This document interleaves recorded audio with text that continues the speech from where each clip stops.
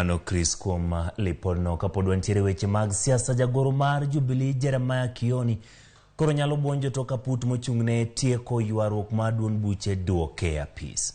Kioni endo thichoko gi moko kuom jotelo mag Jubilee motelnegi kanini kega makoro sani tiyo machiegni gi riwruok mar Kenya Kwanza motelegi jatend piny William Ruto. Ogai mar Azimio Odinga ne otelo ni kweth mar Azimio teno Kioni mane ochopo e log tich mar Jubilee. Banki roko Kioni no duogo apis ko teko mang'eny kata kodoko ni apis mar duond bura mar Jubilee ne olorne kamano.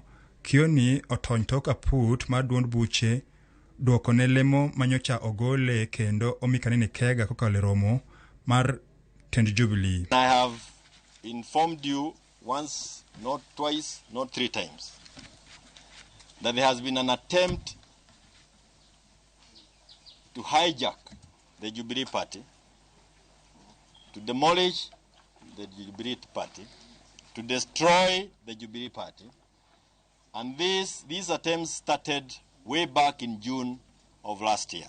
When we were campaigning for our presidential candidate, Raila Amolo Odinga, there were still elements within us who tried all they could to derail us. Kioni odugo apis ka otene kod jangile mag Azimio kotel ni koro gai mar Azimio Raila Amolo Odinga.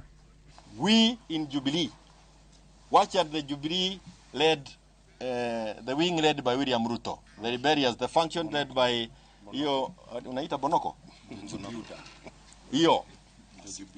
The Jubilee that we belonged to. Na nasema hivi kwa Wakenya wote ambao ni wana Jubilee. The Jubilee that we belong to. Na iko kwa roho zetu. Hiyo Jubilee iko ndani ya Azimio. Hello? Iko ndani ya Azimio. Na hiyo Jubilee believes in the cause that we have started through the People's Baraza. Kenyans need to wake up to this sad state of affairs. Everything we ever fought for and won is threatened. Kenya Kwanza administration has launched an all-out assault on our hard-won multi-party democracy. There's an all-out push by the Kenya Kwanza regime to kill other parties, buy and co-opt members of parliament into its ranks, and intimidate and bully all those that resist the administration's illegal, unconstitutional, and anti-democratic maneuvers. Giko odira mokalo kweth machielo mar Jubilee kamoting'o kanini kega gi Sabina Chege mabende sobedo kale ma jatend piny William Ruto e kajot mare yande ramo ni Kioni onge kiteko mar bedo jagoro mar duond burano. Our constitution is very clear, the Jubilee constitution. Only the SG and the party leader can call the National Executive Committee. Kioni no lero ni kata kodoko ni goyo wiye to okobidok chien kendo okobithegre Azimio kendo obro luwo Odinga nyaka giko. Now the resolutions of the People's Baraza, we are part and parcel of those resolutions.